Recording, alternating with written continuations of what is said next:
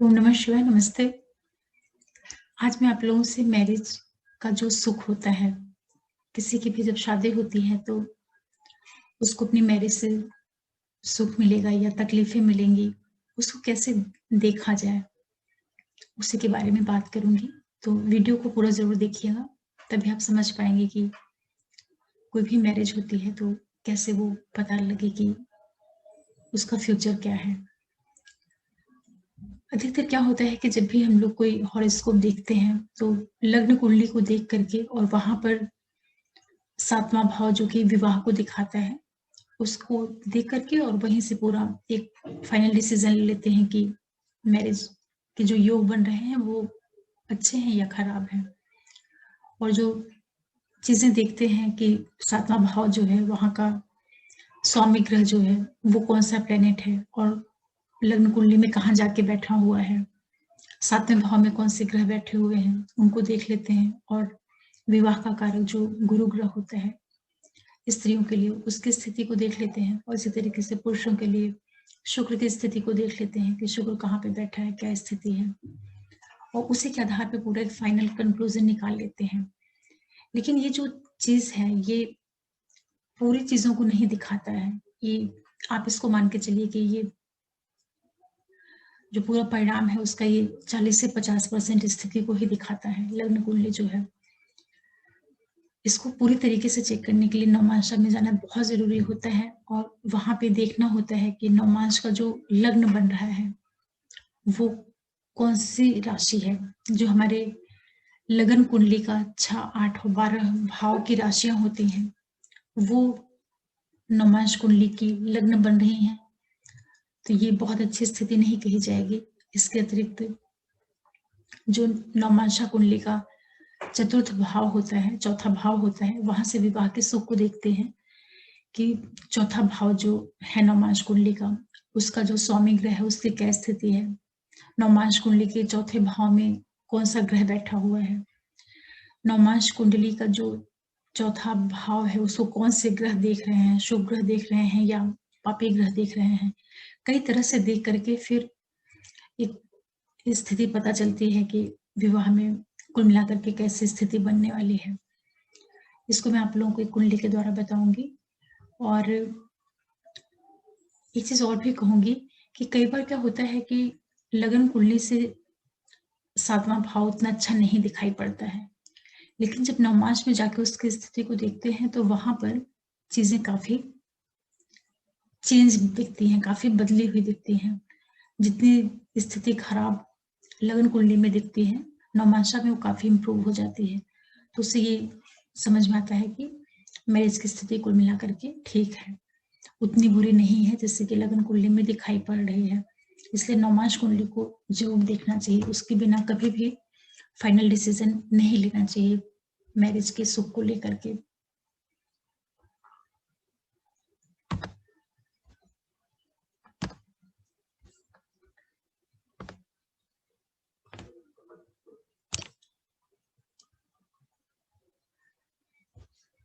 देखिए ये कुंडली है 93 बॉर्न बच्चे की कुंडली है ये और यहाँ पे जो स्थिति दिखाई पड़ रही है, लग्न आप देख रहे हैं कैप्रिकॉर्न लग्न आया है और जो 7th हाउस है वहाँ पे कर्क राशि है और प्लेनेट जो बैठा हुआ है वो मरकरी है।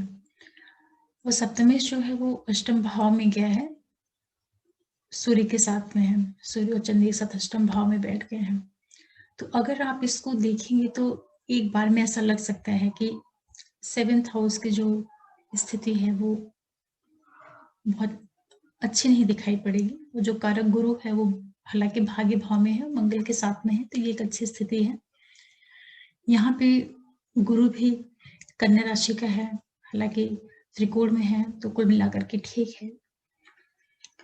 लेकिन फिर भी अगर देखा जाए तो ऐसा दिखाई पड़ रहा है कि 6th हाउस का जो लॉर्ड मरकरी है वो 7th में आके बैठ गया और 7th का जो लॉर्ड मून है वो 8th में चला गया और सूर्य के साथ में है। तो अगर आप इसको एक बार में देखेंगे तो सीधे बोल देंगे कि सप्तमेश जो है वो सूर्य से अस्त हो गया है। लेकिन एक्चुअली में ये अस्त है या नहीं है, इसको पहले आप यहाँ पे डिग्री से चेक कर लीजिए, तो जब आप डिग्री वाइज चेक कर रहे हैं तो सूर्य की जो डिग्री है वो 1 डिग्री 52 और 16 एक 52-16 के करीब है, और चंद्रमा की जो स्थिति है वो 11, 28, 47, तो इनके बीच में करीब 10 डिग्री का डिफरेंस हो गया।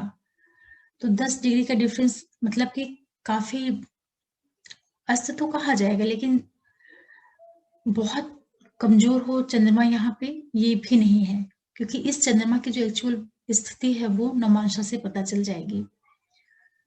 लग्न में तो ऐसे हैं दोनों सूर्य चंद्रमा साथ में बैठ के, ऐसा लग रहा है कि सप्तमेश को अष्टमेश ने अस्त कर दिया है।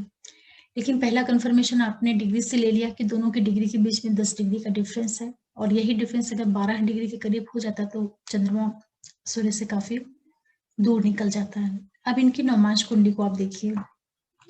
नवमांश कुंडली में जो लग्न बन के आ रहा है वो मेष लग्न बन रहा है, और मेष जो लग्न यहाँ पे है, लगन कुंडली का जो चौथा भाव सुख भाव है, सुख भाव यहाँ पे नवमांशा का लग्न बन गया, जो कि एक अच्छी स्थिति को दिखा रहा है।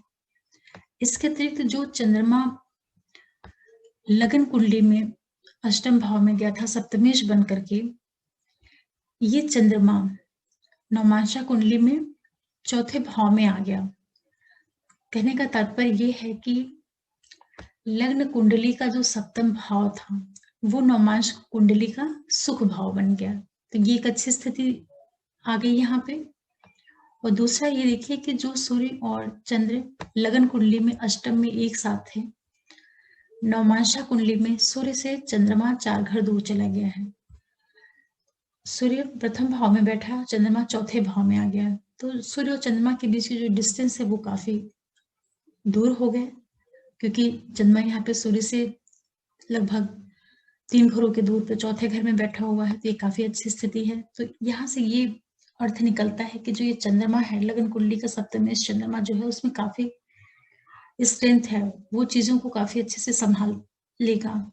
जैसे वो लगन कुंडली में वीक दिख रहा है, एक्चुअल में वो उतना वीक है नहीं, उसमें काफी सामर्थ्य है चीजों को संभालने की। और दूसरा क्या है कि नवमांशा कुंडली में जब ये चंद्रमा स्वग्रही कर्क राशि का बना, तो चूंकि सुख भाव में ही चंद्रमा बैठ गया है, तो एक अच्छी स्थिति है, इसको अच्छा शुभ स्थिति कही, अच्छी स्थिति कही जाएगी।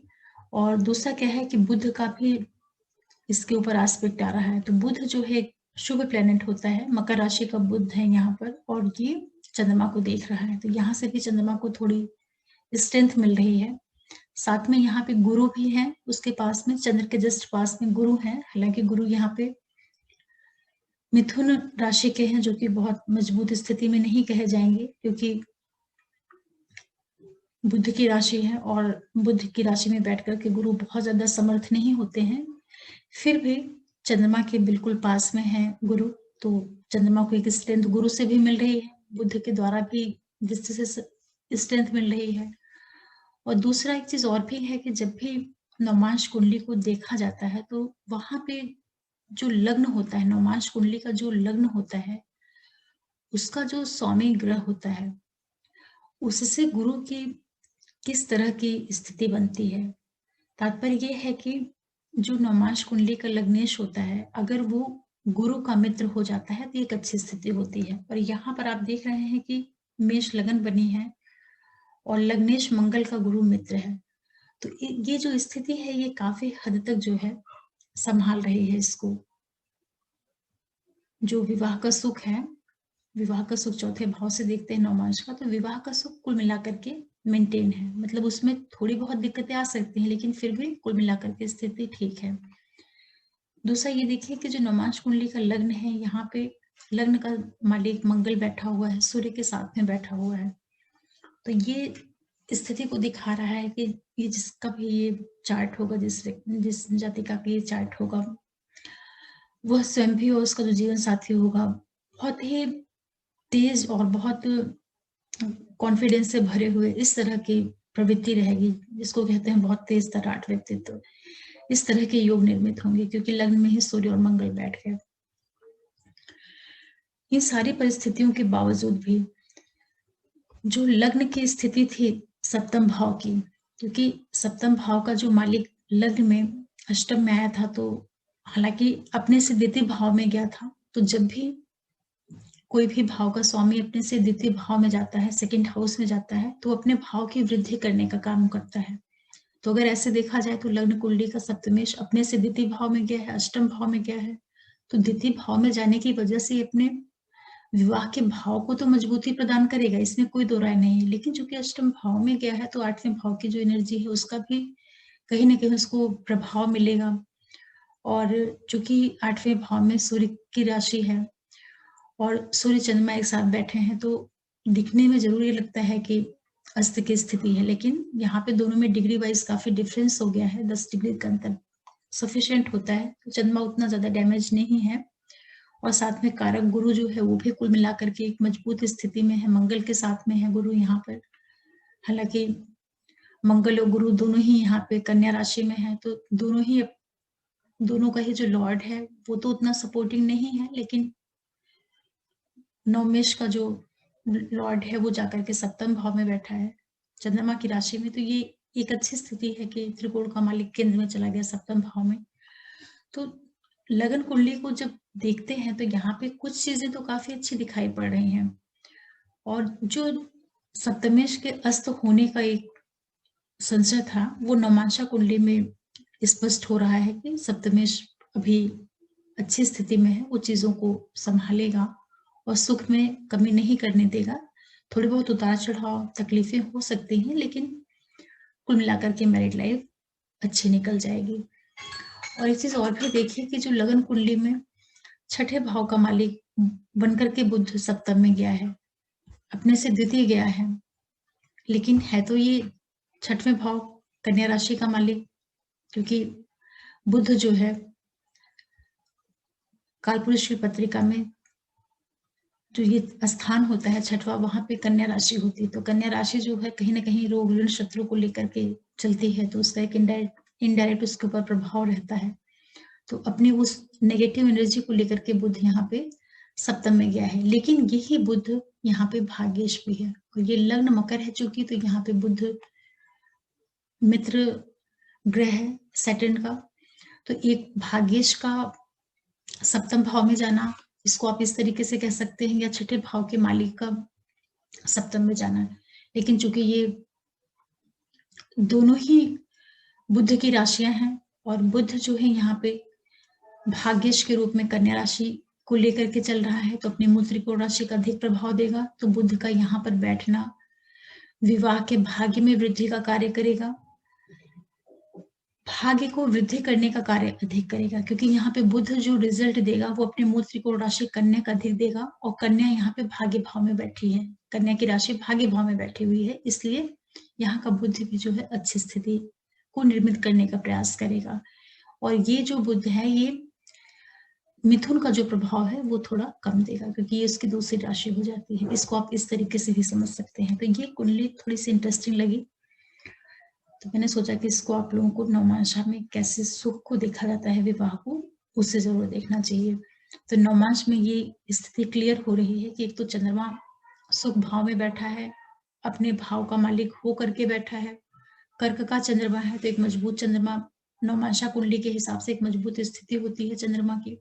उसको बुध एक शुभ ग्रह भी देख रहा है, एक ओर से उसको गुरु का भी सपोर्ट मिल रहा है, क्योंकि गुरु जस्ट उसके पास के प्लेनेट है। यहाँ पे शनि जरूर अष्टम में दिखाई पड़ रहा है, जो कि